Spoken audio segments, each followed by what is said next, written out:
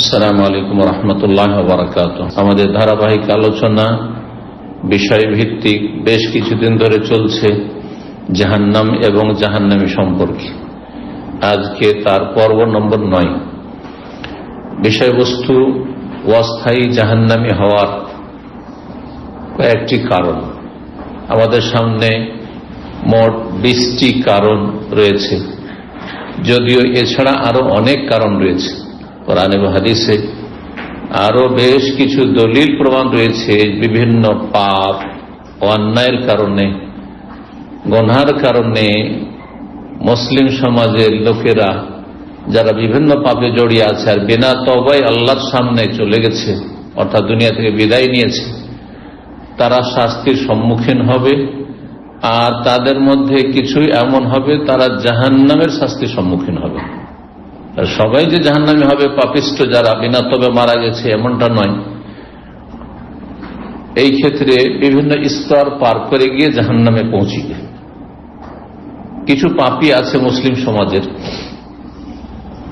যারা হয়তো বিনা তওবাতে মারা গেছে, দুনিয়াতে অনেক কষ্ট পেয়েছে, কোটে দিয়ে তার কাফারা হয়ে গেছে।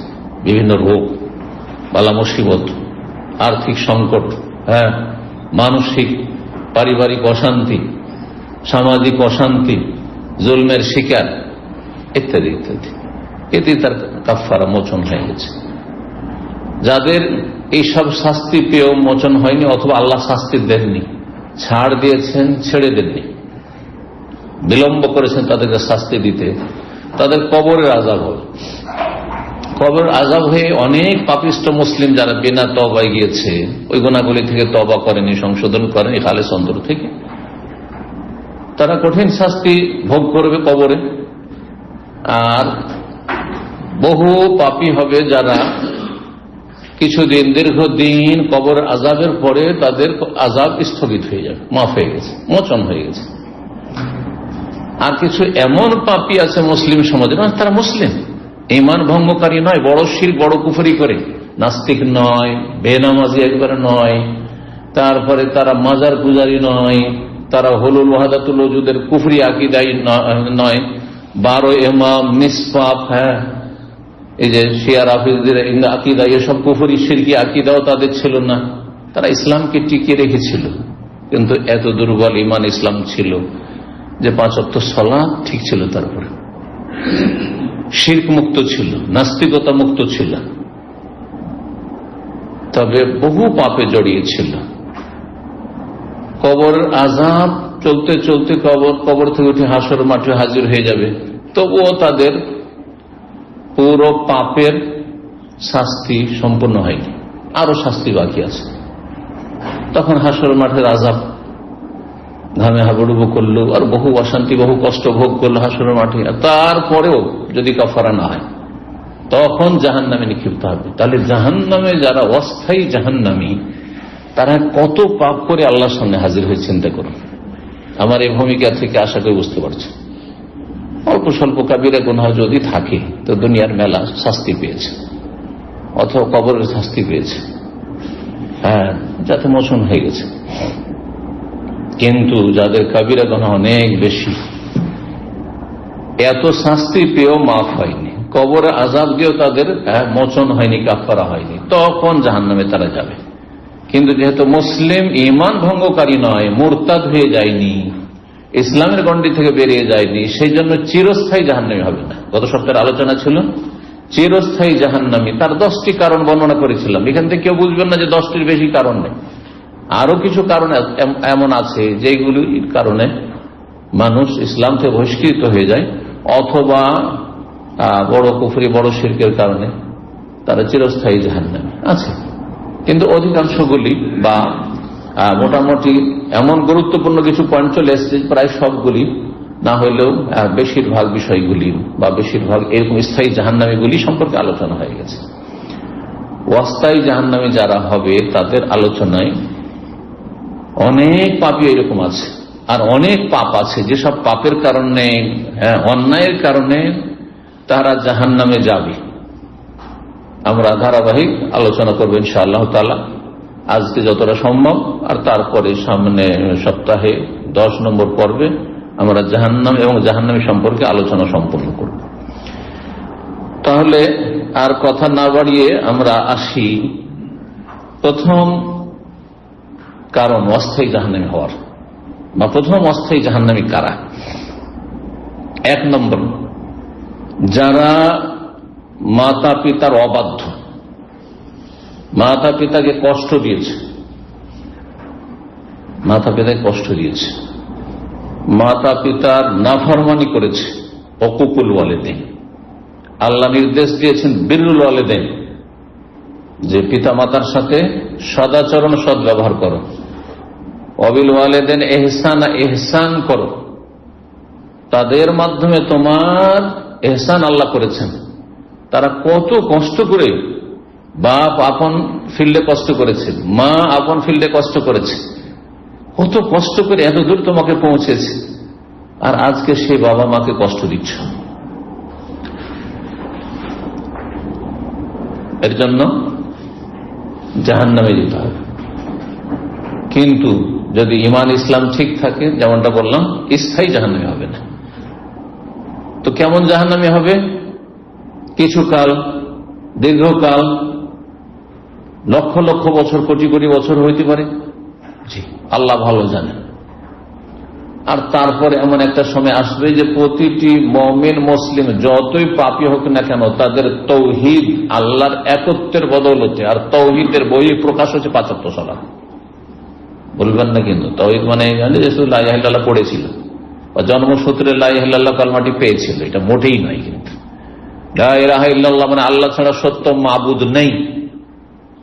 তার মানে একজন মানুষ ঘোষণা করছে, সাক্ষী দিচ্ছে যে আমার সত্য মাবুদ, উপাস্য আল্লাহ। তাহলে মাবুদ এবাদত থেকে তো সর্বনিম্ন এবাদত লাগবে।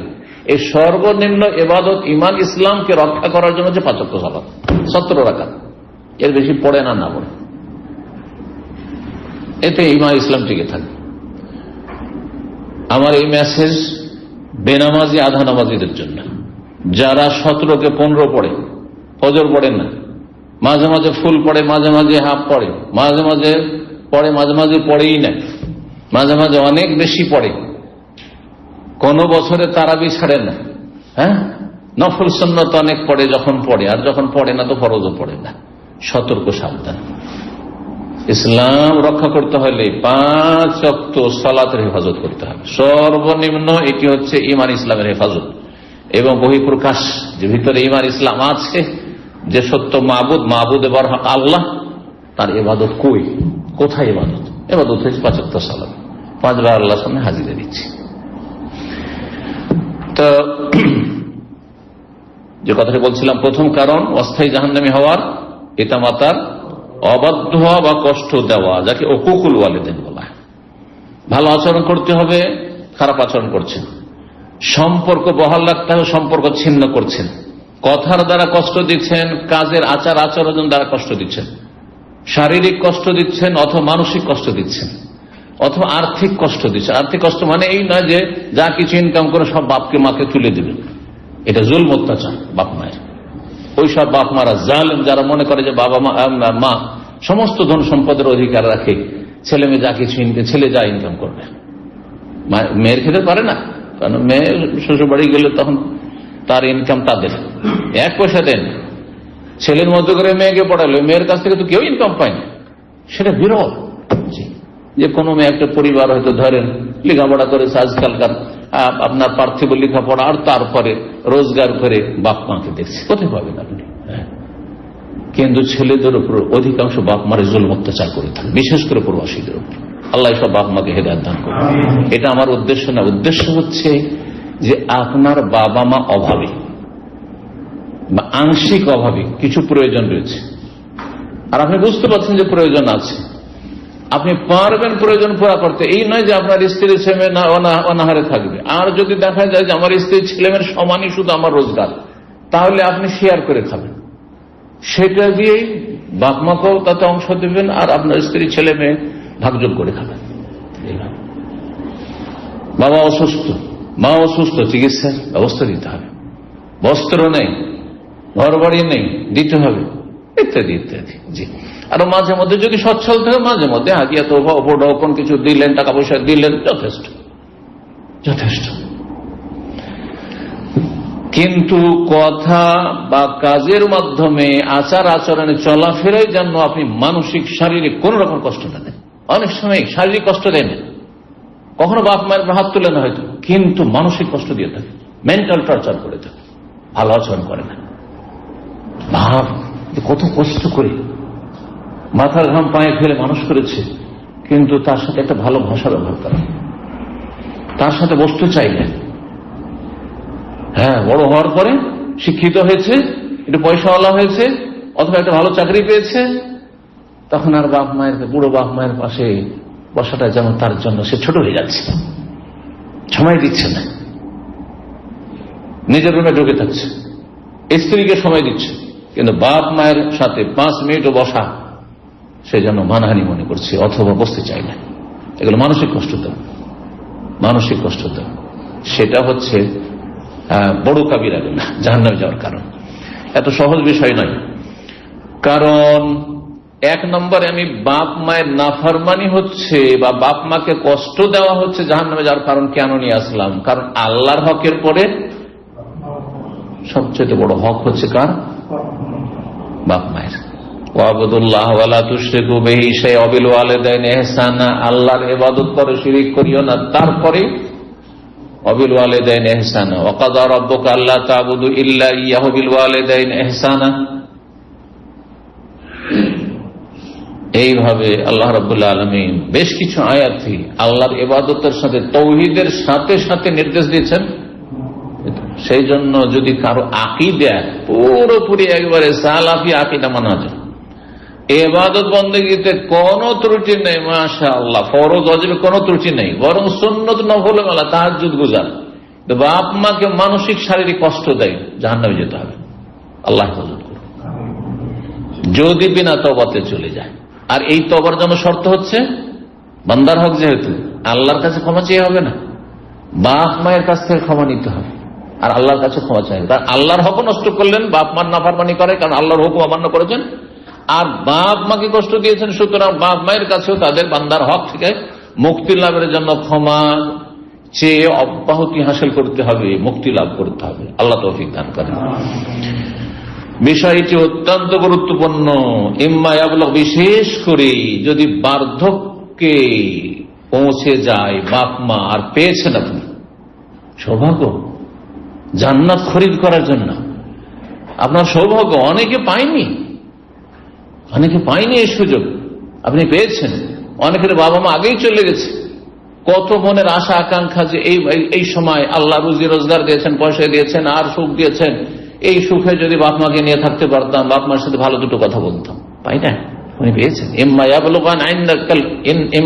ইয়াবলুগান্না ইনদাকাল কিবারা আহাদুহুমা আও কিলাহুমা, যদি বার্ধক্যে পৌঁছে যায় তাদের উভয়ে অথবা একজন, বাপকে পেলে অথবা মাকে পেলে অথবা দুইজনকেই পেলে।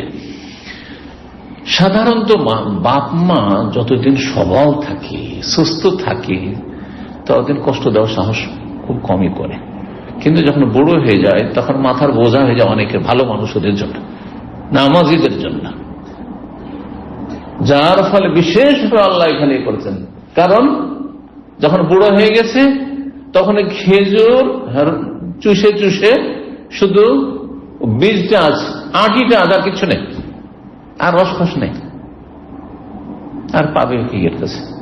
বিশেষ করে ধন সম্পদ যদি তার নামে না থাকে, আগেই যদি মূর্খামি করে লিখে দিয়ে থাকে ছেলে মেয়েদের নামে, তাহলে তো বলতে হবে না, অধিকাংশ ভালো ছেলেও খারাপ আচরণ করে থাকে। এই জন্য ভালো কাজ নয় যে জীবদ্দশায় কোন বাপ মা ছেলে মেয়েকে জমি জায়গায় ধন সম্পদ লিখে দেবে, বাড়িঘর লিখে দেবে না, মোটেই না। মারা যাবে, আল্লাহ যেভাবে ভাগ করে সেভাবে ভাগ করে নেবে, আল্লাহ স্বয়ং ভাগ করে দিয়েছে। ফালা তাকুল লাহুম উফ, ওহ কথাটি বলিও না, আহ কথাটি বলিও না, আরে বিরক্তি প্রকাশ করা। উফ হচ্ছে ঠিক আমাদের ভাষায় যে বিরক্তি প্রকাশের জন্য বিভিন্ন ভাষা ভঙ্গিমাগুলি রয়েছে, সেটাও চলবে না। যদি বিরক্তিকর কথা হয়, অনেক সময় বুড়ো হয়ে গেছে, কথা বলতে গিয়ে অন্যরকম হয়ে যাচ্ছে, ব্যালেন্স ঠিক থাকছে না, আপনি বিরক্তি প্রকাশ করতে পারবেন না। জি, সবর করতে হবে নাকি? আপনার জন্য কতবার সবর করেছে, কত সবর করেছে চিন্তা করুন। আপনি কত কষ্ট দিয়েছেন, রাতের পর রাত, দিনের পর দিন অসুস্থ থেকেছেন, ঘুম নেই, কিচ্ছু নেই, এইভাবে বাপ মা মানুষ করেছে, ভুলে গেছেন সব। আল্লাহ যেন স্মরণ রাখার তৌফিক দান করে। ও আহসান কামা আহসান আল্লাহু ইলাইক, তুমি ভালো আচরণ করো যেমন আল্লাহ ভালো আচরণ করেছেন বা করিয়েছেন কারো মধ্যে। ফালা তাকুল লাহু উফ ওয়ালা তানহারহুমা, ধমক দিও, গরম মেজাজে কথা বলিও না। ওয়াকুল লাহুমা কাওলান কারীমা, কি বলতে হবে? সম্মানজনক কথা বলিও। তাহলে কথা ওজন করে বলতে হবে, যে কোনটাতে সম্মান আছে, কোনটাতে সম্মান হানি আছে, কোনটাতে ছোট করা হচ্ছে। সম্মানজনক কথা বলতে হবে, নমনীয় হয়ে যেতে হবে। ছেলে মেয়ে বাবা মায়ের কাছে যত নমনীয় বিনয়ী হবে তত বেশি আদর স্নেহ পাবে। এটা ছেলে মেয়েদেরকে বুঝিয়ে দিতে হবে ভালো করে, এবং ছেলে মেয়ে যাদের আছে তাদেরকে বুঝিয়ে দিতে হবে। হ্যাঁ, যে রক্ত গরম হওয়ার পরে আর পকেটে পয়সা, পকেট গরম হওয়ার পরে অনেকেই ভুলে যায় বিনয়ী হয়েছে, বাপ মায়ের সামনে বাহাদুরির সাথে চলাফেরা করছে না, ভক্তি কমে যাবে, স্নেহ কমে যাবে, মায়া মমতা কমে যাবে, অন্তর থেকে ছড়ে ফেলে দেবে ধীরে ধীরে। এটা প্রাকৃতিক বিষয়, ধীরে ধীরে স্বাভাবিকভাবে অন্তর থেকে বের করে ফেলে দেবে। যতই চেষ্টা করুক, আর সে মায়াটা থাকবে, এটা রক্তের মায়া থাকবে, কিন্তু সামান্যতম থাকবে, দাম কষ্টে থাকবে। এই জন্য আল্লাহ বলছেন ওয়াকফিদ লাহুমা জানাহা যুল্লি মিনার রাহমা, বাপ মা এখন বার্ধক্যে পৌঁছে গেছে, তাদের মায়া মমতায় দয়ায় তাদের জন্য তোমাদের জানাহাজুল নমনীয়তা ডানাকে ঝুঁকিয়ে দাও। পাখির ডানার সাথে তুলনা করা হয়েছে, পাখি যেমন ডানাকে ঝুঁকিয়ে দেয়, হ্যাঁ, বাচ্চাগুলোকে সুরক্ষিত করা, হেফাজত করার জন্য, আপনিও একবারে ঝুঁকে যান, ঝুঁকে কথা বলেন। এই নয় যে চোখে চোখ মিলিয়ে। সালাফগণ বলেছেন যে কোন ছেলে বা মেয়ে বাপ মার চোখে চোখ মিলিয়ে কথা বলে এভাবে, তাহলে সেটাই হচ্ছে নাফরমানি করা, সেটাই হচ্ছে বাপ মাকে কষ্ট দেওয়া।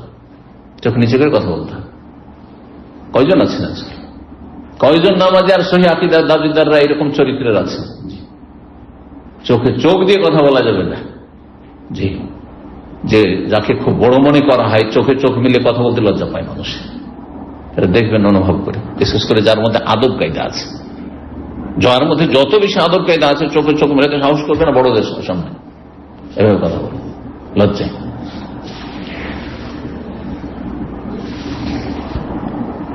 আর দোয়াও করতে থাকো জীবদ্দশায় আর মরার পরও। এই নয় যে মরার পরে শুধু রব্বির রহমহুমা কামা রাব্বায়ানি সাগীরা, এটা নয় কিন্তু কোরআনের কথা। দুনিয়া তো রহমতের প্রয়োজন রয়েছে, আর দুনিয়া থেকে বিদায়ের পরে, ইন্তকালের পরে রহমতের প্রয়োজন রয়েছে। যদিও মানুষের দুনিয়া থেকে বিদায়ের পরে রহমত ছাড়ার কোন উপায় নেই, আর দুনিয়াতে আল্লাহর রহমতের ওসিলার জন্য নিজেও আমল করতে পারছে, তারপরে রহমতের প্রয়োজন রয়েছে। আল্লাহর রহমত ছাড়া কে এক মুহূর্ত দুনিয়াতে বাঁচতে পারে? সুতরাং রব্বির রহমহুমা কামা রাব্বায়ানি সাগীরা, যাদের বাবা মা বেঁচে আছে তারাও করবে, আর যাদের নেই তারাও করবে।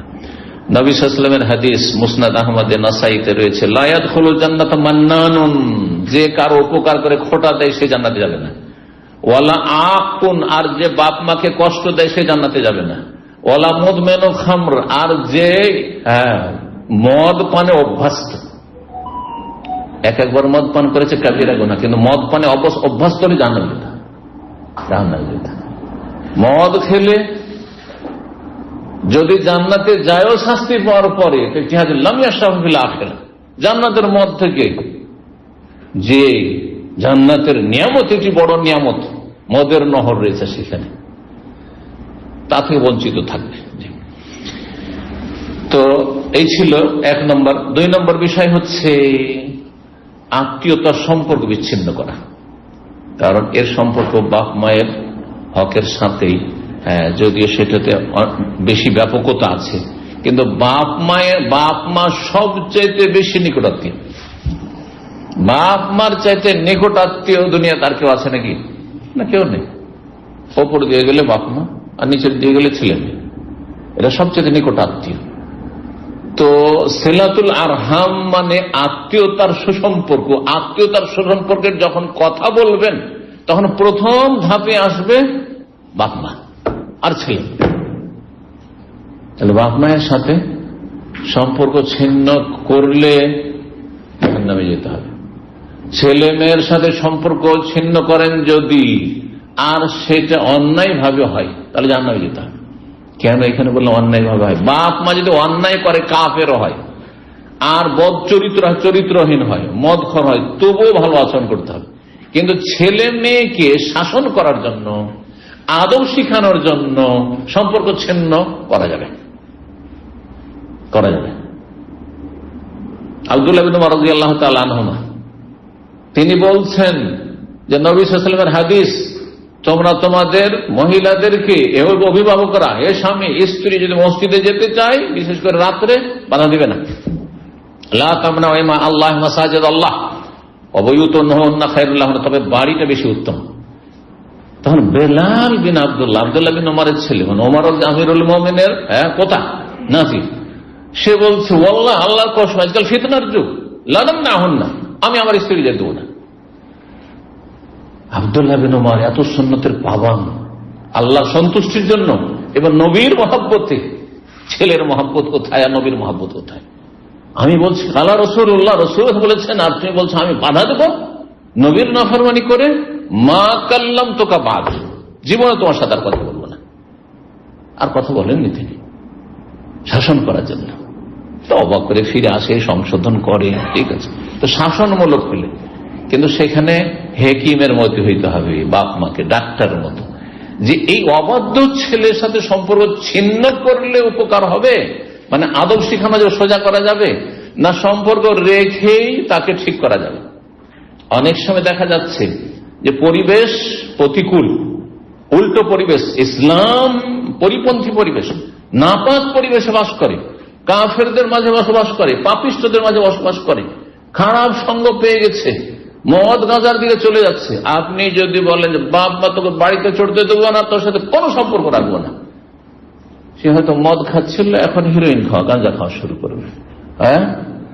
চোর হয়নি, চোর ডাকাত হয়ে যাবে। তখন যেখানে গাঁজার পয়সা জুটে না, তখন যেখানে সেখানে কি করে খুন করে ফেলবে, বসে যাবে। বোঝা গেছে না? তাহলে বোঝা গেল যে সব জায়গাতে সব ওষুধ দেওয়া যায় না, সব রোগীকে সব ওষুধ দেওয়া যায় না। জি, এইরকম হতে হবে। বাপ মাকে, মুরব্বী যিনি তরবিয়ত করবেন, তাকে খুব বিচক্ষণ হতে হবে, কোরআন সুন্নাহর আলোক আল্লাহ তৌফিক দান করেন। কখনো সম্পর্ক রেখে সংশোধন করা সম্ভব হবে হয়তো, কখনো সম্পর্ক ছিন্ন করলে কি হবে, সংশোধন করা সম্ভব হবে। তাহলে আত্মীয়দের সাথে সম্পর্ক, আত্মীয় কারা? আত্মীয় শ্বশুর বাড়ির লোকেরা নেই, এটা আমাদের দেশীয় আত্মীয়। কোন আত্মীয়? এটা হচ্ছে এমনি আত্মীয়, বাংলার আত্মীয়, কিন্তু আরবিতে যে সিলাতুল আরহাম, আরহাম রহিমের বহু বচন। আর রহিম মানে হচ্ছে জরায়ু, রহিম মানে জরায়ু। তো যার সাথে, যেসব লোকদের সাথে আপনার জরায়ু সম্পর্ক আছে, সেটা হচ্ছে আপনার বাপের বংশ না হয় মায়ের বংশ। তাহলে আত্মীয় হচ্ছে আপনার, যাদের সাথে সম্পর্ক ছিন্ন করলে জাহান্নামে যেতে হবে, তারা হচ্ছে হয় আপনার বাবার বংশ না হয় মায়ের বংশ। চাচাদের সাথে সম্পর্ক ছিন্ন করে রেখেছেন, চাচা তো ভাইদের সাথে সম্পর্ক ছিন্ন, মামাদের সাথে, নানার সাথে সম্পর্ক ছিন্ন, মামাদের সাথে, খালাদের সাথে, ফুফুদের সাথে সম্পর্ক ছিন্ন, এরা। বোঝা গেছে? তার মানে এই নয় যে শ্বশুর শাশুড়ির সাথে সম্পর্ক ছিন্ন করবেন, অন্যায় ভাবে যদি সম্পর্ক ছিন্ন করেন তাহলে জাহান্নামে যেতে হবে, ওটা অন্য বিষয়। কিন্তু তারা আরহামের মধ্যে কার নাই, আরহাম নাই। আরহাম হচ্ছে যাদের সাথে আপনার রক্তের সম্পর্ক রয়েছে, আর রক্তের সম্পর্ক মানুষের বাবার দিকে রয়েছে আর মায়ের দিকে রয়েছে, তাই না? তো সুতরাং নিজের বংশ, বাবার বংশ আর মায়ের বংশের হক শ্বশুর বংশের চাইতে অনেক অনেক গুণে বেশি। শ্বশুর বংশের হক রয়েছে, কিন্তু সে হক আপন জায়গায় সীমিত আকারে রয়েছে। সদাচরণ করবেন, আর মাঝে মাঝে হাদিয়া তোহফা গিফট দিবেন, কিন্তু সামেনা ও আতানা বলবেন শাশুড়িকে আর শ্বশুরকে, যে আমি এখন থেকে বিয়ে করার পর থেকে আমি শাশুড়ির কথাই চলবো, শ্বশুরের কথাই চলবো, হ্যাঁ, আমার স্ত্রীর কথাই চলবো, এটা হচ্ছে আপনার দায়ুস হওয়া। না, এটা নাই। তারা ভালো মানুষ, ভালো আচরণ করে, মুসলিম, নামাজি, তাদের সাথে সদ্ব্যবহার করুন। অমুসলিমের সাথে মুসলিম না হলে ওয়াকুলু লিন-নাসি হুসনা, আল্লাহ কোরআনে বলেছে, এটি কোরআনের নীতিমালা। যে কোনো মানুষের সাথে ভালো কথা বলা, ওয়াফআলুল খায়রা, কল্যাণমূলক কাজ করা, যে কোনো মানুষের সাথে কল্যাণমূলক কাজ করে না।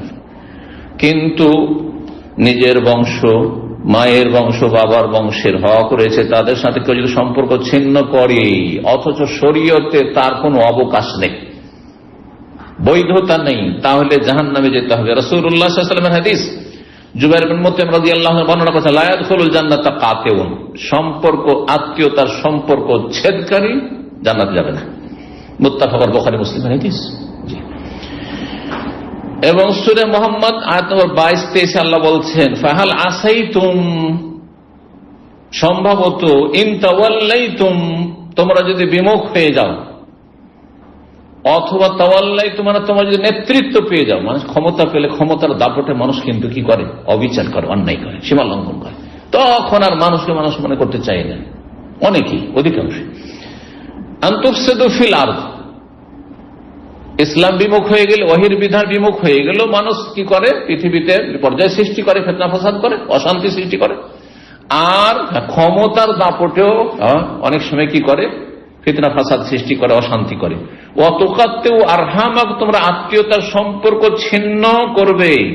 জি, মানুষ অহংকারের কারণে, অহংকারী যখন দাম্ভিক হয়ে যায়, অথবা ইসলাম বিমুখ হয়ে যায়, ধার ধারে না শরীয়তের, জায়েজ না জায়েজের, কি করতে হবে কি করতে হবে না, জান্নাত জাহান্নাম বলে কোনো চিন্তা নেই, তখন আত্মীয়তার সম্পর্ক ছিন্ন করে। ওয়াতুকাত্তিউ আরহামাকুম, তোমরা তোমাদের আত্মীয়তার সম্পর্ক ছিন্ন করো।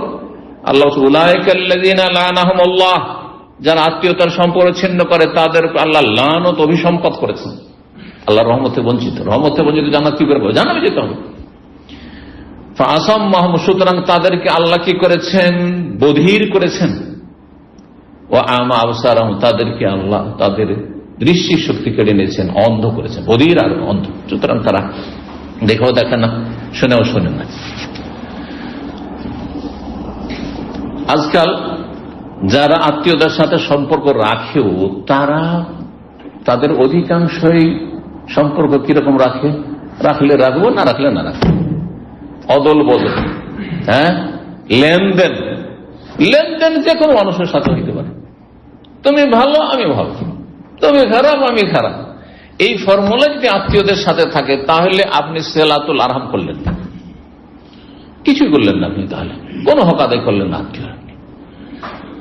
সহিহ মুসলিমে একটি হাদিস রয়েছে, 4640 নম্বর হাদিস। জনৈক ব্যক্তি এসে বলছেন, ইয়া রাসূলুল্লাহ, ইন্নালি কারাবা, আমার কিছু আত্মীয় আছে, আসিলুহুম, তাদের সাথে আমি সদ্ব্যবহার করি, তাদের সাথে আমি যোগাযোগ রাখি, সম্পর্ক রাখি, ওয়ায়াক্তাউনি, কিন্তু তারা আমার সাথে সম্পর্ক ছিন্ন করে, ওয়া উহসিনু ইলাইহিম, তাদের সাথে ভালো আচরণ করি, ওয়াসিউনা ইলাইহিম, আমার খারাপ করে, ভালো উপকার করি, ওরা ক্ষতি করে, ওয়া আহলুম আনহুম, আমি ধৈর্য ধরি, ওয়াজহালুনা আলাই, আমার সাথে তারা মূর্খামি করে, দুর্ব্যবহার করে।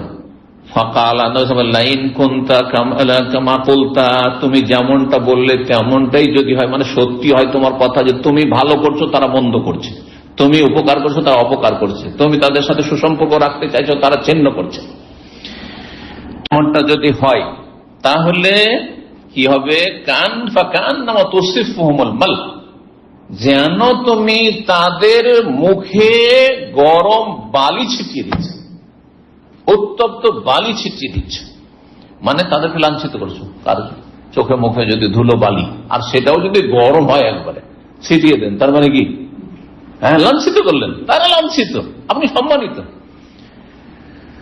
ওয়ালা ইয়াজালু মাআকা মিনাল্লাহি যাহিরুন আলাইহিম, আর আল্লাহ তোমার সাথে সব সময় সাহায্যকারী হিসাবে আছেন তাদের বিরুদ্ধে, তারা ক্ষতি করার চেষ্টা করবে, আল্লাহ তোমার ডিফেন্স করবেন, ওদেরই ক্ষতি হয়, গর্ত খনন করবে, সেই গর্তে তারা নিমজ্জিত হবে। মাদুম তাআলা জালে, তুমি যদি এর উপর অটল থাকতে পারো যে আমি ভালো করে যাব। আমাদের দেশে অনেকেই আপনি যদি সাদা সিধা মানুষ হন আর ভালো প্রকৃতির মানুষ হন আর মানুষের উপকার করেন, তো অনেকে এসে আপনাকে আর অন্য উপদেশ দেয়, কি বলে, খুব মানুষের উপকার করো, খুব তাদের সাথে ভালো আচরণ করো, তোমাকে বাঁচ দেবে। এগুলো দেশীয় ভাষা, তাই না? হ্যাঁ, যে ব্যক্তি বলছে সে আপনাকে গোমরাহির পথে নিয়ে যাচ্ছে, জাহান্নামের পথে নিয়ে যাচ্ছে। এটা ইসলামের শিক্ষা নয়। ইসলামের শিক্ষা হচ্ছে যে সেল মানকাতাক, যে সম্পর্ক ছিন্ন করছে তার সাথে সম্পর্ক ভালো। এই জন্য আরেকটি হাদিস সহিহ বুখারী 5532, লাইসাল ওয়াসিল বিল মুকাফি, ওই ব্যক্তি আত্মীয়তার সুসম্পর্ক বহাল বজায় রাখনেওয়ালা নয় যেই ব্যক্তি বদলা দেয়। যে আমার আত্মীয় স্বজনরা, চাচারা, চাচাতো ভাইরা আমাদের সাথে ভালো সম্পর্ক রাখে, দাওয়াত দেয়, ওদেরকে দাওয়াত দেয়। যারা খারাপ করে ওদের সাথে খারাপ, কোনো যোগাযোগ নেই। যেই মামা আমার সাথে খুব খাতির রাখে ওর সাথে খাতির, যেই মামা খাতির রাখে না, যেই খালাবু খাতির রাখে না, ওর সাথে আমার কোনো খাতির নেই। না না, তুমি আত্মীয়তার সুসম্পর্ক বহাল রাখলে না। এটা ওয়ালাকিনাল ওয়াসিল, সত্যিকার অর্থে আত্মীয়তার সুসম্পর্ক বহাল রাখনেওয়ালা ব্যক্তি হচ্ছে আল্লাযী ইযা কতিআ রাহিমাহু, আত্মীয়তা সম্পর্ক যদি কেউ ছিন্ন করে ফেলে, ওয়াসালাহা, সে মিলিত করে। কেউ মিলতে চায় না, দেখা করতে চায় না, সে দেখা করতে যায়। কেউ সালাম দিতে চায় না, তাদেরকে সালাম দেয়। কেউ কোনোদিন খোঁজ খবরে টেলিফোন করে না, আপনার টেলিফোন করেন। অনেক আছেন প্রবাসী ভুক্তভোগী, কিন্তু জীবনেও টেলিফোন করবেন না আপনার মায়ের পেটের ভাই, আপনি টেলিফোন করছেন, করুন, আপনি ভালোতে আছেন, উনি ভালো। কখন এটা চিন্তা করবেন না যে এত টেলিফোন করব। অনেক সময় আপনার স্ত্রী বলবে, তুমি তো সবসময় তাদের খোঁজ নাও, জীবনে টেলিফোন করে, কথা তো ঠিকই রে, তাহলে আর করবো না। না না না, মোটেই না, এই সৎ পরামর্শ নেবেন না, করতে থাকে না। তো 3 নম্বর অস্থায়ী জাহান্নামী হওয়ার কারণ হচ্ছে যে কোনো ফরজ ওয়াজিব পরিত্যাগ করা। তার মধ্যে সবচেয়ে গুরুত্বপূর্ণ ফরজ হচ্ছে 5 ওয়াক্ত সালাত, ফজর, যোহর, আসর, মাগরিব, ইশা, এই 17 রাকাত। যদি কেউ ছাড়ে তাহলে জাহান্নামে যেতে হবে, তাহলে জাহান্নামে যেতে হবে। দলিল কোরআনে কারীমে রয়েছে আর হাদিসও রয়েছে। আল্লাহ বলছেন সূরা মারইয়ামের আয়াত নম্বর 59, ফাখালাফা মিন বাদিহিম খালফুন, ভালো মানুষদের পরে এমন একটি অবাঞ্ছিত জাতি আসলো বা আসবে, আদাউস সালাহ, যারা সালাতকে বিনষ্ট করবে, ওয়াত্তাবাউ শাহওয়াত, তারা কুপ্রবৃত্তির অনুসরণ করবে, মনের পূজা করবে, মনের কামনা বাসনার পূজা করবে। মন চাইছে চল নামাজটা পড়ে আসি, গেল। মন চাইছে যে ফজর যাব না, গেল না, 4 পড়বো। মন চাইছে শীতকালে পড়বো, রাত লম্বা, গম হয়ে গেছে। আর গ্রীষ্মকালে এই রাত এত ছোট, ফজর পড়বো না, যাব না, সূর্য উঠিয়ে দিল। অত্যাবাউ শাহওয়াত, কুপ্রবৃত্তির অনুসরণ করলো, সালাত নষ্ট করলো আর মনের পূজা করলো। কখনো কোনো 5 ওয়াক্ত মনের পূজায় 5 ওয়াক্ত পড়লো, আর কখনো কোনো ছাড়লো তো 5ই ছাড়লো, নাই 2 ছাড়লো, 3 ছাড়লো, ইচ্ছা মতো, আমার মর্জি মোতাবেক নামাজ পড়ি। যদি এমনটা হয় তাহলে তারা হচ্ছে মনের পূজারী। ফাসাউফা ইয়ালকাউনা গাইয়া, শীঘ্রই তারা গাই নামক জাহান্নামের সম্মুখীন হবে। গাই একটি জাহান্নামের নাম, জাহান্নামের একটি স্তরের নাম। মুফাসসিরিনগণ বলেছেন ফাসাউফা ইয়ালকাউনা গাইয়া। রব্বুল আলামিন সূরাতুল মুদ্দাসির 40 থেকে 43 বলছেন, ফি জান্নাতি ইয়াতাসাআলুনা আনিল মুজরিমিন, জান্নাতীরা চলে গেছে আর ওদের গ্রামের বা বন্ধু মহলের আত্মীয় স্বজনের অনেককে জান্নাতে খুঁজে পায় না। বন্ধু বান্ধব, স্কুল কলেজের বন্ধু ছিল, এরা মাদ্রাসার বন্ধু ছিল, তো এরা প্রবাসে আমাদের সাথে একই কোম্পানিতে দাম্মা মেয়েদেরকে দেখেছি। কোথায় এরা, পাই না কেন এদেরকে খুঁজে? জিজ্ঞাসা করবে, একে অপরকে জিজ্ঞাসা করবে আনিল মুজরিমিন, ওই সব পাপিষ্ঠদের সম্পর্কে, অপরাধীদের সম্পর্কে। আল্লাহ বলবেন ঠিক আছে, খোঁজ নেওয়ার জন্য যোগাযোগ করিয়ে দিচ্ছি।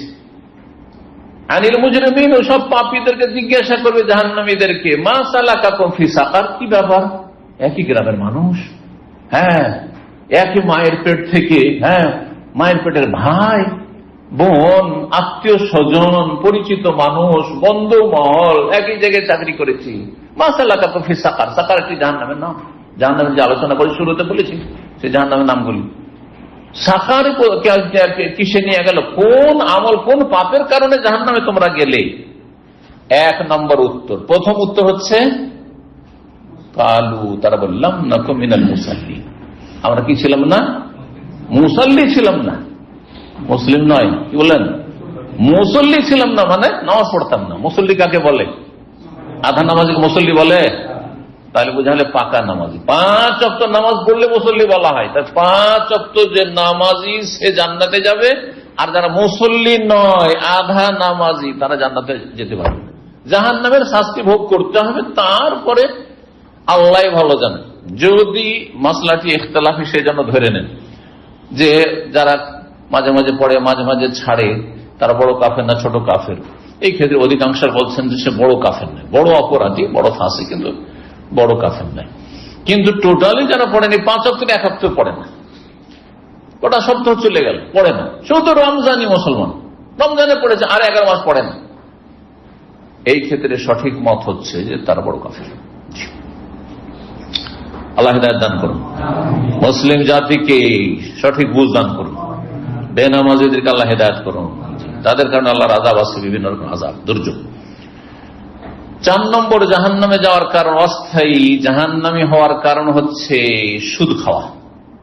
সুদ খাওয়া, সুদখোর জাহান্নামে যাবে, এই মর্মে কোরআনে কারিমে আয়াত রয়েছে এবং রাসূলুল্লাহ সাল্লাল্লাহু আলাইহি ওয়াসাল্লাম হাদিস রয়েছে। সময়ের স্বল্পতার জন্য সবগুলি হয়তো আমরা পেশ করতে পারবো না। আল্লাহ রাব্বুল আলামিন যাদের কাছে আল্লাহর উপদেশ পৌঁছে গেছে যে সুদ হারাম, সতর্ক সাবধান আল্লাহ করে দিয়েছেন এবং চিরস্থায়ী জাহান্নামের কথা আল্লাহ খালেদুন বলেছেন, চিরস্থায়ী, তাহলে সে তো কাফের নাই। তবে হালাল যদি মনে করে যে সুদ হালাল, যেমন অনেকে আজকাল যারা সেকুলার মাইন্ডের তারা বলে যে ইসলাম এখানে আছে, আর কোথায় মসজিদ আছে, জান আপনি ধর্ম কর্ম করবেন ধর্মশালায়, ব্যাস, অর্থনীতির সাথে কিসের ইসলামের সম্পর্ক? এই কথা কিন্তু আমি বড় বড় MA পাস হেডমাস্টার হাই স্কুলের তাদের কাছ থেকে শুনেছি। তাহলে কিভাবে মুসলিম ছেলেরা, মুসলিম মেয়েরা আজকাল সেকুলার হয়ে যাওয়া মানে কাফের হয়ে যায়? এটা অত সহজ নয়। এটা ভাববে না যে সেকুলার মানে মুসলিম, না না না, সেকুলার কাফের, সেকুলার এই কুফরি।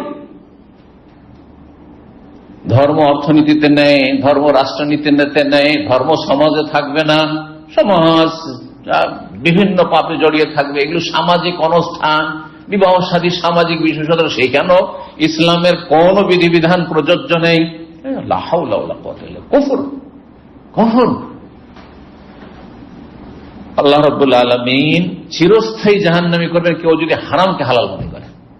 না না, এটা কোন ব্যাপার না। আর যদি হারাম মনে করে সুদ খায় তাহলে সে পাপিষ্ট মুসলিম, 5 ওয়াক্ত নামাজি কিন্তু সুদখোর হয়, আর সুদ খায় কিন্তু সে তওবা করে না, আর বিনা তওবা আল্লাহর সামনে হাজির হইল আর সেটা হালালও মনে করে, তাহলে সে জাহান্নামে যাবে, দীর্ঘকাল থাকবে জাহান্নামে। আল্লাহ কঠিন শাস্তির কথা বলেছেন। মহান আল্লাহ ইরশাদ করেছেন সূরা বাকারা আয়াত 275, আল্লাযীনা ইয়াকুলুনা আর-রিবা লা ইয়াকুমুনা ইল্লা কামা ইয়াকুমুল্লাযী ইয়াতাখাব্বাতুহু আশ-শাইতানু মিনাল মাস যালিকা বিআন্নাহুম ক্বালু ইন্নামাল বাইউ মিসলুর রিবা ওয়া আহাল্লাল্লাহুল বাই'a ওয়া হারামার রিবা। আল্লাহ বলেছেন সুদ ভক্ষণ করেছে, সুদী কারবার করেছে, খেয়েছে বা খাওয়িয়েছে, আদান প্রদান করেছে। লা ইয়াকুমুনা ইল্লা কামা ইয়াকুমুল্লাযী ইয়াতাখাব্বাতুহু আশ-শাইতানু মিনাল মাস, হাসরের মাঠে তারা আছাড় খেয়ে মির্গি রোগের মতো পড়বে আর উঠবে, পড়বে আর উঠবে। মির্গি রোগী কি দেখেছেন? জি, আল্লাহ বলছেন শয়তান যেসব মানুষকে স্পর্শ করার কারণে সে আছাড় খাচ্ছাড় পড়ছে, উল্টিছে পাল্টিছে, এইরকম অবস্থা থাকবে, দুর্দশা থাকবে, আর সবাই দেখে জানবে যে এরা সুদ করছিল। এই এক আযাব হাসরের মাঠে। কেন এই আযাব? যেহেতু তারা বলেছে ইন্নামাল বাইউ মিসলুর রিবা, ব্যবসা আর সুদ সমান সমান। আজকাল অনেক সুদখোর বলে আমার টাকাটাকে বাঁধা নাকি, আমি যে বছর ধরে ধার দিয়ে রাখবো আর এই করব সেই করব, এতদিন ধরে দিলাম, সে কত লাভবান হলো টাকাটা থেকে, এতদিন তার কাছে পড়ে থাকলো, আমার টাকাটাকে বাঁধা।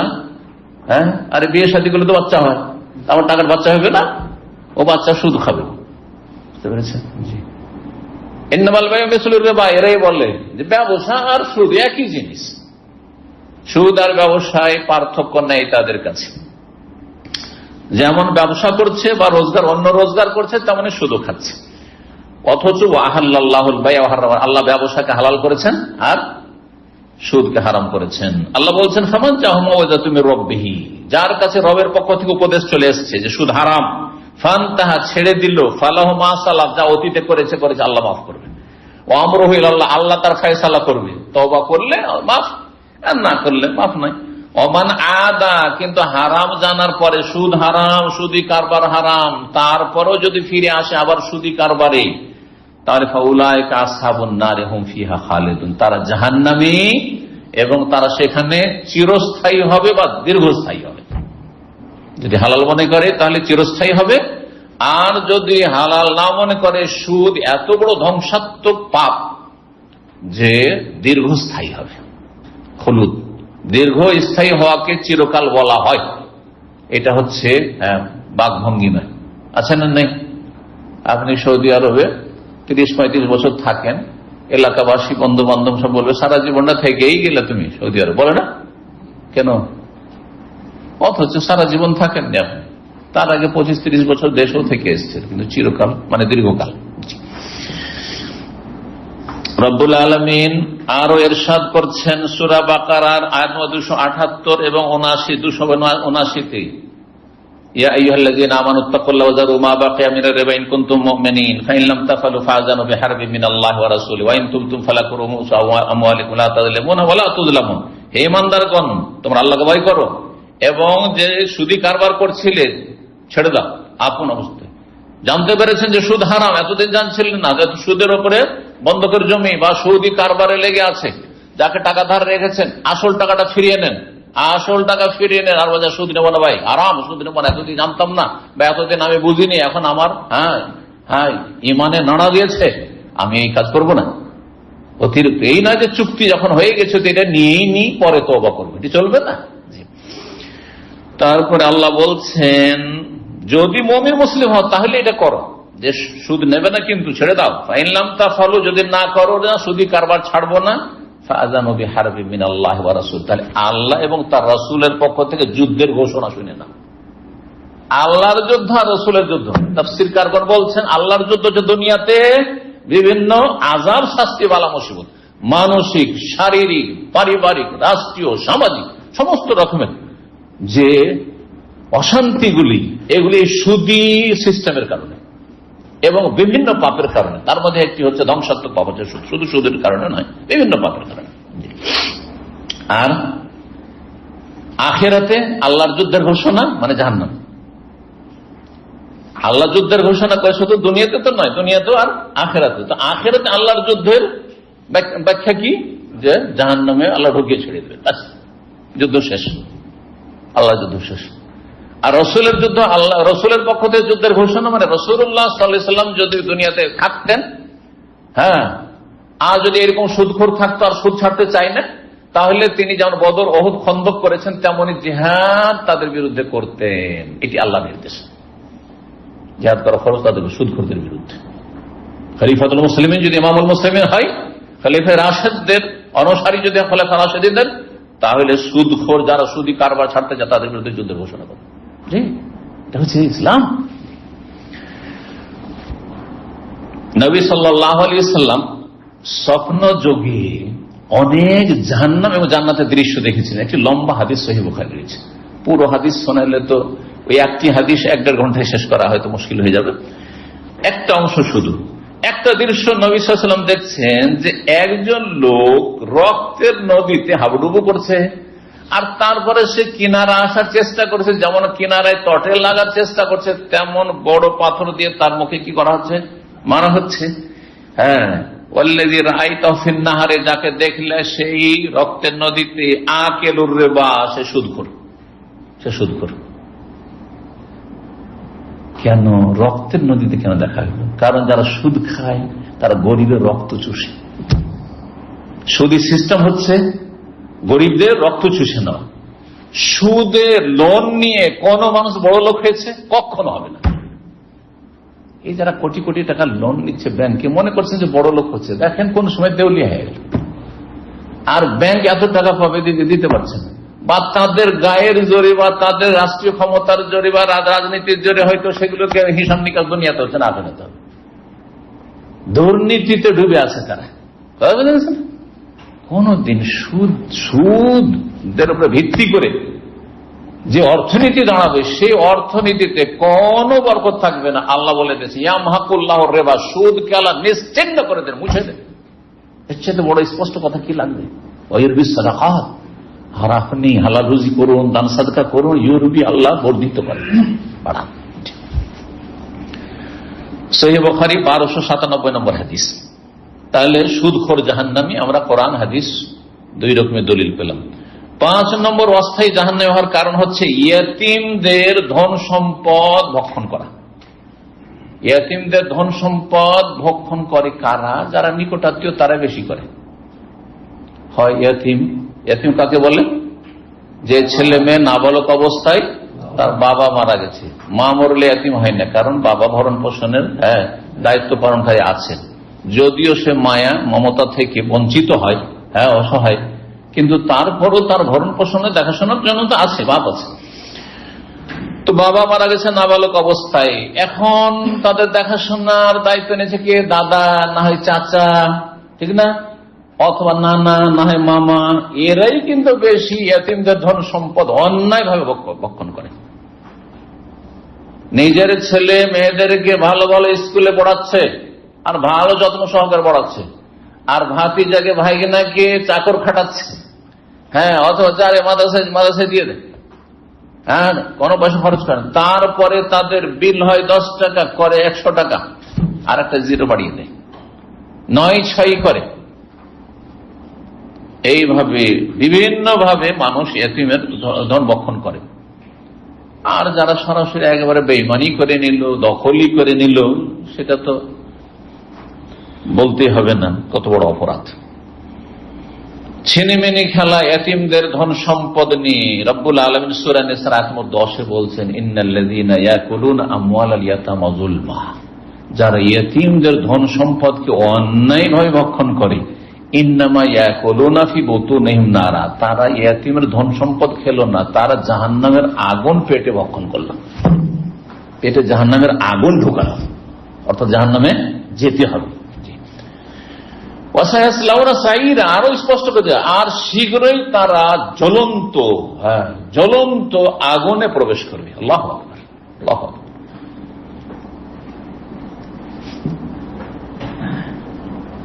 ইয়াতিমদের উপর জুলুম করলে যেন বড় অপরাধ, তেমন ইয়াতিমদের সাথে সদাচরণ যদি করেন, ইয়াতিমদের প্রতিপালন করেন, ইয়াতিমদের আদর স্নেহ করেন, মায়া মমতা করেন, তার জন্য আনাওয়া কাফিরুল ইয়াতিমে কাহাত। নবী সাল্লাল্লাহু আলাইহি ওয়াসাল্লামের প্রতিবেশী হতে চাইলে একজন কমপক্ষে ইয়েতিমের আপনি কেফালত করেন, দেখাশোনা করেন।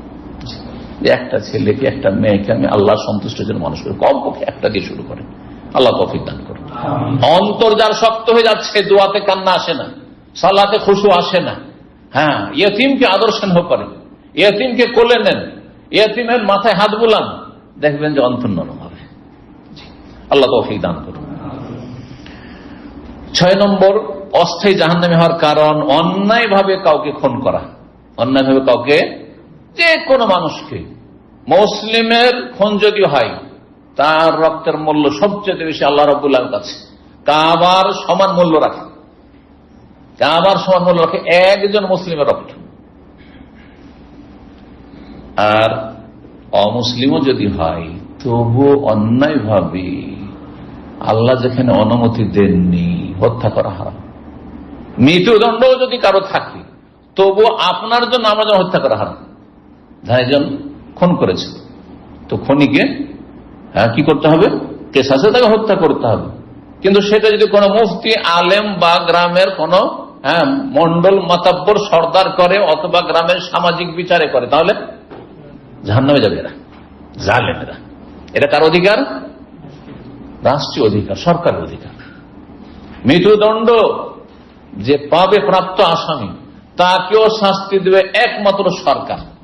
এই না যে আপনার ভাইকে মেরেছে আমিও মেরে দেবো, আমার আত্মীয় মেরেছে তাকে আমি মেরে দেবো। আর এই করতে গিয়ে হচ্ছে কি, একজন মারলে 10 জনের লাশ ফেলে দিল, অথবা একজন মেরে পলাতক, তখন ওর ভাইকে মেরে দিল, ওর বাপকে মেরে দিল, ওর মাকে, ওর স্ত্রীকে মেরে দিল। করছে না? করছে না?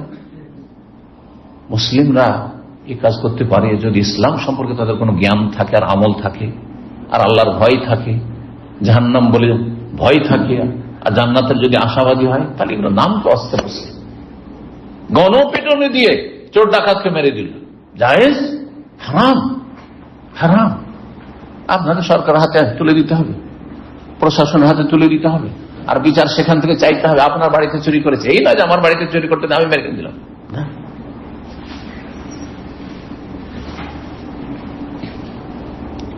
অন্যায় ভাবে খুন করলে শাস্তি শুনুন। সূরা নিসা আয়াত নম্বর 93 আল্লাহ বলেছেন, ওমাইয়াকতুল মুমিনাম মুতাআম্মিদান, কেউ যদি কোন মুমিন মুসলিমকে ইচ্ছাকৃত জেনে শুনে হত্যা করল, অনিচ্ছাকৃত মানে ভুলবশত গাড়ি নিয়ে যাচ্ছিল আর সামনে হঠাৎ করে পড়ে গেছে আর অ্যাক্সিডেন্ট হয়ে গেল, এতে জাহান্নামে যেতে হবে, তার ইচ্ছা করে করে।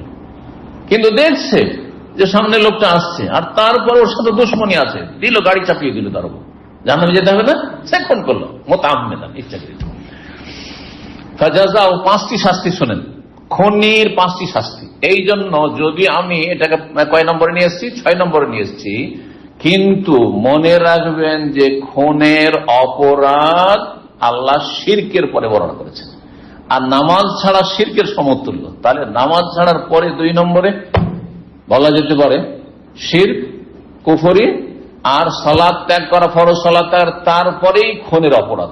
জি, তো সিরিয়ালি আমি 6 নম্বর নিয়ে এসে, এর মানে এই নয় যে 6 নম্বর এটা অপরাধ, বরং অপরাধের দিক থেকে অত্যন্ত বড় অপরাধ, মারাত্মক অপরাধ মানুষকে খুন করা।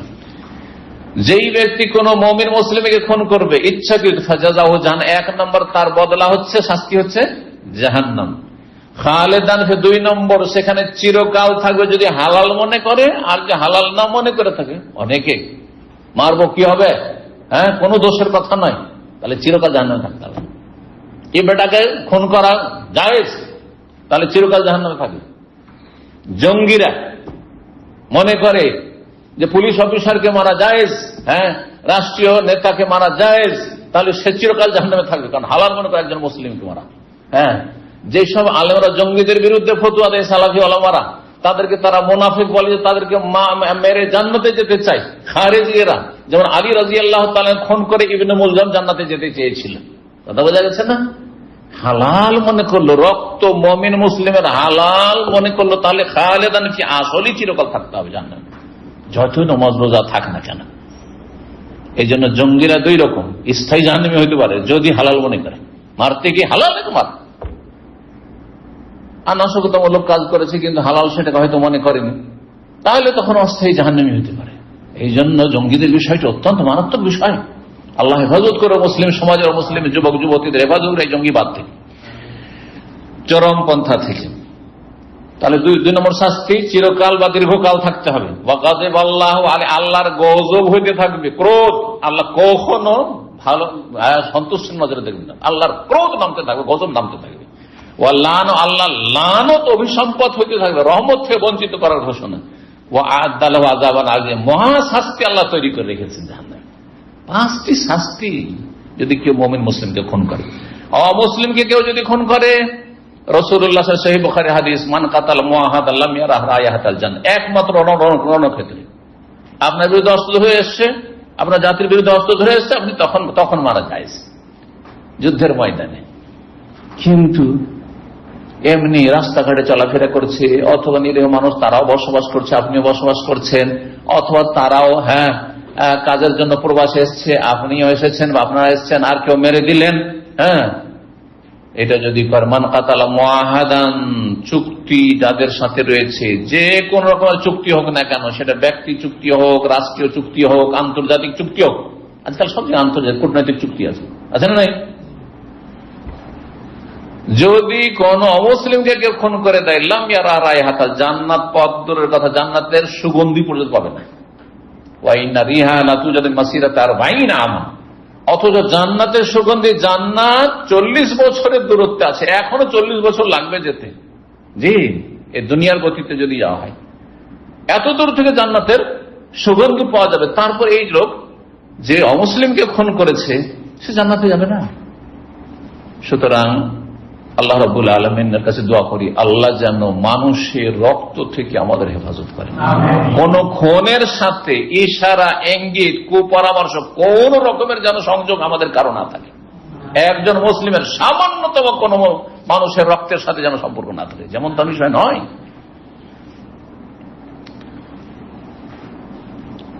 রব্বুল আলামিন আরো ইরশাদ করেছেন সূরা আনামের আয়াত নম্বর 151, ওয়ালা তাকতুলুন নাফসাল্লাতী হারামাল্লাহ। জি, এমন ব্যক্তিকে হত্যা করিও না যাকে হত্যা করা আল্লাহ নিষিদ্ধ করেছেন, হারাম করেছেন, ইল্লা বিল হক, তবে ন্যায় সঙ্গত হইলে। ন্যায় সঙ্গত মৃত্যুদণ্ডপ্রাপ্ত আর সরকার দিচ্ছে, এটা ন্যায় সঙ্গত। যে ক্ষেত্রগুলো নবী সাল্লাল্লাহু আলাইহি ওয়াসাল্লাম 3টি ক্ষেত্র বলেছেন। জি, তারপরে সূরা ফুরকানের আয়াত দিয়ে শুরু করেছিলাম, এখানে শেষ করতে হবে। ওয়াল্লাযীনা লা ইয়াদউনা মা আল্লাহি ইলাহান আখার, যারা রহমানের বান্দা জান্নাতি, তারা শিরক করে না, আল্লাহর সাথে অন্যকে ডাকে না। ইয়া গাউস বলে না, ওরে রামও বলে না, হ্যাঁ, ইয়া খাজাও বলে না, একমাত্র ইয়া আল্লাহ, ইয়া রব, একমাত্র আল্লাহর কাছে চাই তারা। ওয়ালা ইয়াকতুলুন নাফসাল্লাতী হারামাল্লাহু ইল্লা বিল হক, আর অন্যায় ভাবে কাউকে খুন করে না। ওয়ালা ইয়াজনুন, আর জিনাও করে না। 3টি বড় অপরাধের কথা এই আয়াতে রব্বুল আলামিন বর্ণনা করেছেন। সূরা ফুরকান আয়াত নম্বর হচ্ছে আপনার 68 থেকে শুরু করে 70 পর্যন্ত বিস্তারিত আলোচনা রয়েছে। সময়ের স্বল্পতার জন্য কিছুটা বললাম। তারপরও তওবার রাস্তা খোলা আছে, শেষ দিকে তওবার কথা আল্লাহ তওবা করে খালেস অন্তরে ফিরে আসে যদি যে কোনো অপরাধ, ইন্নাল্লাহ ইয়াগফিরুয যুনুবা, আল্লাহ মাফ করবেন। ইল্লা মান তাবা ওয়া আমানা ওয়া আমালা আমালান সালিহান ফাউলাইকা ইউবাদদিলুল্লাহু সাইয়্যাতিহিম হাসানাত ওয়া কানা আল্লাহু গফুরুর রহিম। আল্লাহ বলছেন যে যালিকা ওয়াসাকুম বিহি, এটি আল্লাহর ওসিয়ত যে কেউ কাউকে খুন করবে না। লাআল্লাকুম তাকিলুন, বুঝার চেষ্টা করিও যাতে করে বিষয়টি উপলব্ধি করিও। সূরা আনাম আয়াত নম্বর 151 বলছিলাম। 7 নম্বর অস্থায়ী জাহান্নামী হওয়ার কারণ হচ্ছে আত্মহত্যা করা। কেউ যদি নিজেকে হত্যা করে, নিজেকে খুন করে, এতক্ষণ চলছিল অন্যকে খুন করা, নিজেকে কেউ খুন করে, এই অধিকার দেওয়া হয়নি, বরং আল্লাহ আমাকে আমানত দিয়েছেন। সবকিছু আমানত, টাকা পয়সা যেমন আমানত, আপনি জ্বালিয়ে দিতে পারেন না যে আমার টাকা আমি জ্বালিয়ে দিলাম, বেতন পেলাম জ্বালিয়ে দিলাম, বেতন পেলাম রাস্তায় উড়িয়ে দিলাম, চলবে? হারাম। আমানত, টাকা পয়সা মানে যেখানে সেখানে রেখে দিলাম আর তারপর চুরি হয়ে গেল। মোবাইল আল্লাহ আমানত দিয়েছে, যেখানে সেখানে রেখে দিলাম, চুরি হয়ে গেল। না না, এই জন্য নয় যে অসৎ লোকদের আপনি সুযোগ দেবেন চুরি করেন। সবকিছু আমানত, আমানত। এই যে চশমা, ভালো লাগে না, দিলাম, ভেঙে ফেলে দিল, চলবে না? আমানত। আরো উদাহরণ দিই, পানি, বেশি পয়সা নেই, 5 পয়সা মাত্র, পানিটা ফেলে দিলাম, চলবে? অনেকে কিন্তু পাগলামি করেন, একটু পানি খেলেন, আরে একটু পানি খেতে নিবেন কেন? আপনি একটু পানি খেলেন আর বাকিটা রেখে চলে যায়, যখন রাখা আছে হয়তো রেখে দিয়ে চলে যাবেন। আল্লাহ না করে রেখে যান, আল্লাহ হেদায়েত দান করুন। রেখে দিয়ে চলে গেলেন আপনি, আমানত এটি, হয় খান না হয় কাউকে খাওয়ান। যেখানে থালা চাটতে বলছেন আর আপনি পানি বোতলে রেখে দিয়ে চলে যাবেন, মানে আমানত। এটাই যদি আমানত, আমার শরীরটা আমানত নয়? সবকিছু আমানত। আল্লাহ যতদিন রেখেছেন আপনার হস্তক্ষেপের কোন অধিকার নেই। আত্মহত্যাকারী সম্পর্কে আল্লাহ বলছেন হাদিসে কুদসিতে, বাদারানি আবদি, আমার বান্দা আমার আগে সে জলদি করে ফেললো, মানে আমি তাকে মারতাম, সে নিজেকে মেরে ফেললো। যদিও সেটা তকদিরে লেখা আছে, কিন্তু তকদির মানে এটা না যে আল্লাহ বেঁধে নিয়ে গেছেন, তাই না? স্বাধীনতা আছে, সেটা আমরা ফিল করছি, অনুভব করছি। হারামতু আলাইহি জান্নাহ, যেহেতু নিজেকে তাড়াতাড়ি সে খুন করে ফেললো, হ্যাঁ, আল্লাহর উপর ছেড়ে দিল না, সুতরাং তার উপর জান্নাতকে আমি হারাম করে দিলাম। আল্লাহ, জান্নাত হারাম। হারাম মানে আবার বুঝবেন না, এখান থেকে আবার কেউ কেউ বুঝেছে, আমাদের দেশীয় বক্তার, হাদিসের তর্জমা করা বক্তা বলছে দাইয়ুস কোশ্চিন কালে, ভালো করে শোনেন, যে দাইয়ুস কোশ্চিন কালে জাহান্নামে যাবেন, এই কথা যদি কেউ লিখে বলে তাহলে সে খারেজিদের তর্জমা করলো, জেনে করলে সে খারেজি নিজে। হ্যাঁ, খারেজিদের ফতোয়া দিল, সে আহলে সুন্নাতের ফতোয়া দেয়নি। এটা আহলে হাদিস ফতোয়া, সালাফি ফতোয়া নয়, হানাফি ফতোয়া নয়, শাফিও না, মালিকও না, হাম্বলিও না। ভালো করে শুনে রাখেন। তাহলে হারাম জিনিসটি হচ্ছে কিরকম? হ্যাঁ, তাকিদের জন্য, তাবিদের জন্য। একটি হচ্ছে শক্ত করে বয়ান করার জন্য, শাসানিমূলক, দীর্ঘকাল হারাম, কিন্তু চিরকাল হারাম নয়। আরেকটি হচ্ছে চিরকালে হারাম, কাফের যে ঈমান ভঙ্গ করে দুনিয়া থেকে যাবে তার জন্য জান্নাত চিরতরে হারাম, আর যেই ব্যক্তি ঈমান রক্ষা করে যাবে কিন্তু পাপিষ্ট, তার জন্য দীর্ঘকাল জান্নাত হারাম। এবার বোঝা গেছে? এই ব্যাখ্যা যদি জেনে নেন তাহলে আপনি মধ্যমপন্থী মুসলিম, সহি আকীদা মানহাজের মুসলিম হইতে পারবেন। জি, আল্লাহ তৌফিক দান করুন। একটি হাদিস শুনিয়ে শেষ করব, তার আগে আয়াত শোনাই। আত্মহত্যা সম্পর্কে আয়াতও আছে। আত্মহত্যার একটি আমার আলোচনা 1 ঘন্টার আছে, বিস্তারিত আছে, কিন্তু এখানে যেহেতু প্রসঙ্গ অন্যরকম, সুতরাং একটি করে দলিল। সূরা নিসার 29, আল্লাহ ওয়ালা তাকতুলু আনফুসাকুম, তোমার নিজেদেরকে খুন করিও না, মানে আত্মহত্যা করিও না। এটা হচ্ছে একটি তাফসীর। আর একটি তাফসীর হচ্ছে তোমরা একে অপরকে খুন করিও না, এটাও তার মানে অন্যকে খুন করিও না।